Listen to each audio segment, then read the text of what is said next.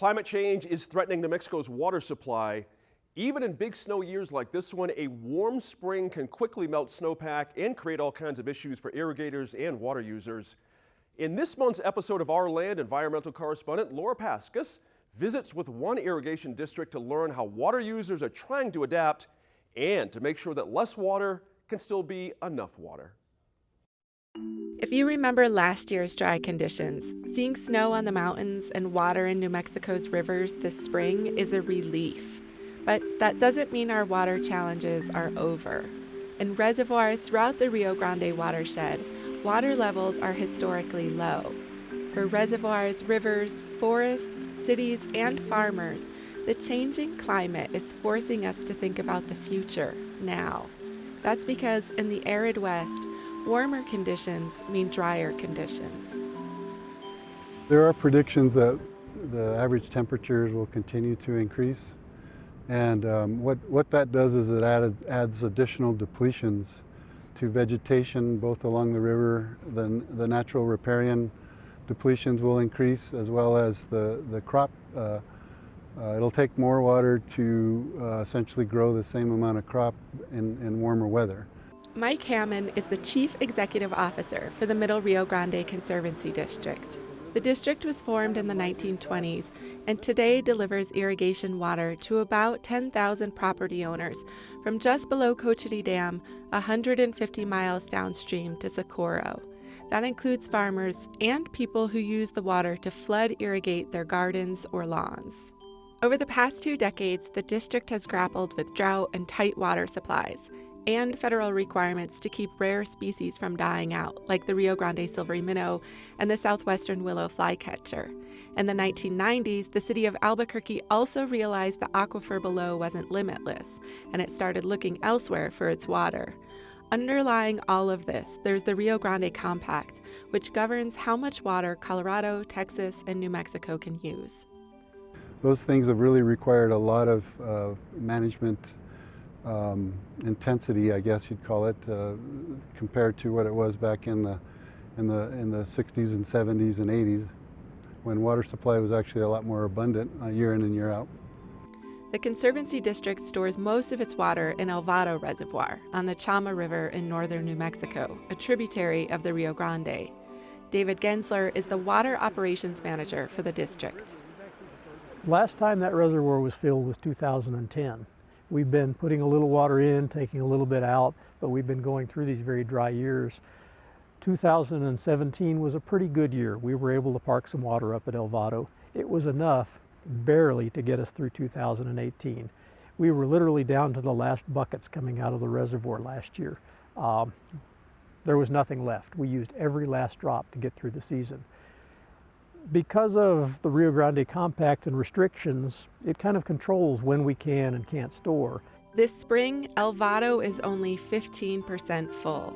And despite optimistic predictions for runoff, water can't be stored there right now. Not until levels in Elephant Butte and Caballo reservoirs are higher.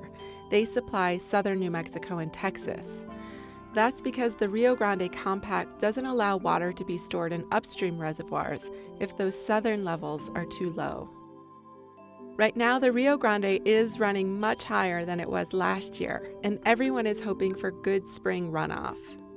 We look at the snowpack. Of course, we never know what we're going to get, and even once we've got it, we don't know how it's going to run off. It can all come at once. It can dribble out very slowly.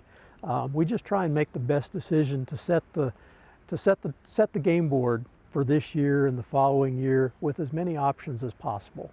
That also means helping people use the water they do have more wisely, like planting different crops, or like here in Albuquerque's North Valley, installing new systems to help deliver water faster or more efficiently. We built this silly little concrete pad here, and I know it doesn't look like much, but a whole lot more water can run out of this pipe onto the field over this pad than could ever have come out of these 3 little holes in the concrete farm ditch.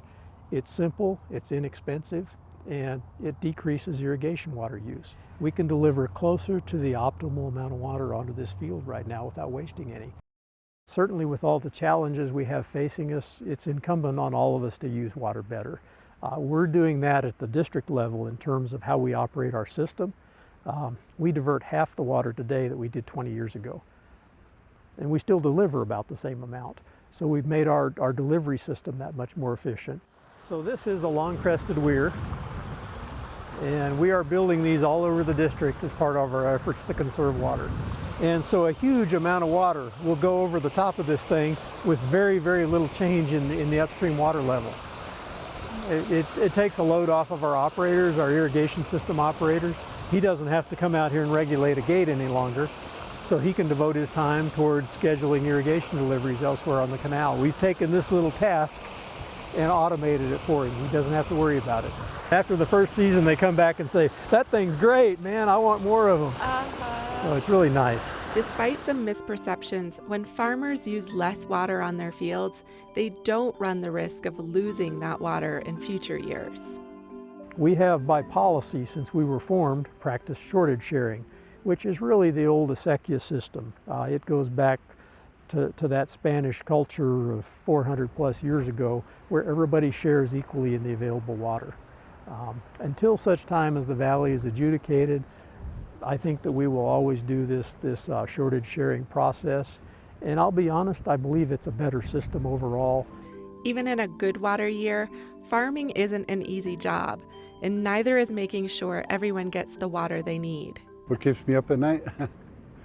Yeah, I think, a complete loss of a water supply and having a very limited amount to shepherd around, it puts a lot of stress on everybody in the organization. Average annual temperatures in New Mexico have already increased by 2 degrees Fahrenheit since the 1970s. A government study shows that additional increases of 4 to 6 degrees will cause flows of the Rio Grande to drop by about a third. Climate change means thinking hard about what we do with our water. And in the Conservancy District, sharing the river means sharing problems and solutions. For New Mexico in Focus and Our Land, I'm Laura Paskus. Climate change impacts and solutions are obviously much different for us here in New Mexico than in other states and cities. If you want to know more about the worldwide effects of climate change and how broader communities are reacting to it, be sure to tune in to the national PBS series, Sinking Cities, part of the global Peril or Promise initiative. Now, the 4-part series begins later this month on New Mexico PBS, so tune in Sunday, April 28th and Sunday, May 5th from 2 to 4 p.m. Mexico in Focus, provided by the McCune Charitable Foundation and the Nieper Natural History Programming Fund for KNME-TV.